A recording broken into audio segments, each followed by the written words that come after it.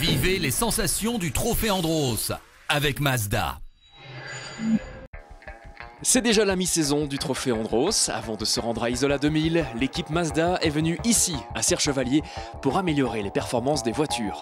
Deux équipes au travail, tout d'abord celle au sein duquel on trouve Philippe de Corsac, 12 trophées à son actif et une expertise précieuse. On a roulé juste après la course de l'Alpe d'Huez, donc dans des conditions très goudron, qui sont des conditions un peu atypiques, pour régler et tenter d'améliorer la performance de la voiture. On a travaillé beaucoup sur les raideurs de ressort et pour essayer de trouver un compromis. Donc on était arrivé à quelque chose d'assez satisfaisant, d'assez efficace. Et puis là, on s'est tous retrouvés mercredi à Serre-Chevalier pour essayer de trouver là un réglage spécifique glace, parce qu'on savait qu'ici, la glace était vive et qu'il avait fait plus froid que dans les Alpes, que l'Alpe du Nord. Le Trophée Andros a un point commun avec la F1, ce sont les pneus. Ils sont identiques pour tous les teams et limités en quantité. C'est donc aux ingénieurs et aux pilotes de s'adapter à ces doubles contraintes. La carcasse de ces pneus est très rigide. Donc généralement on a de l'amortissement avec le pneu et là on n'a pas d'amortissement avec le pneu.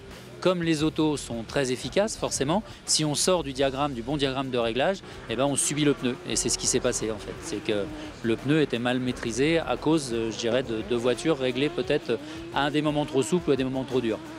La deuxième équipe Mazda a mené des travaux comparables à la première à Serre-Chevalier, avec néanmoins quelques particularités. On a travaillé beaucoup sur les différentiels avant et arrière, et on a travaillé aussi beaucoup pour faire de l'amélioration au niveau des suspensions.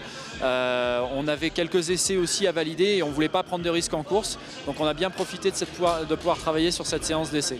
Les suspensions, point très important dans la mécanique des voitures du Trophée Andros. Mazda y a tout particulièrement travaillé.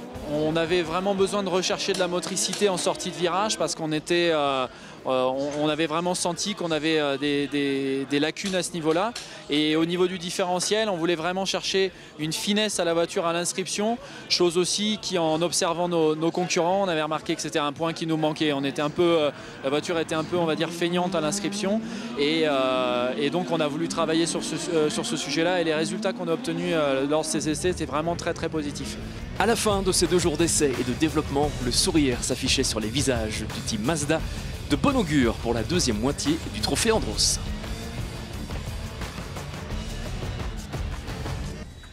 Vivez les sensations du Trophée Andros avec Mazda.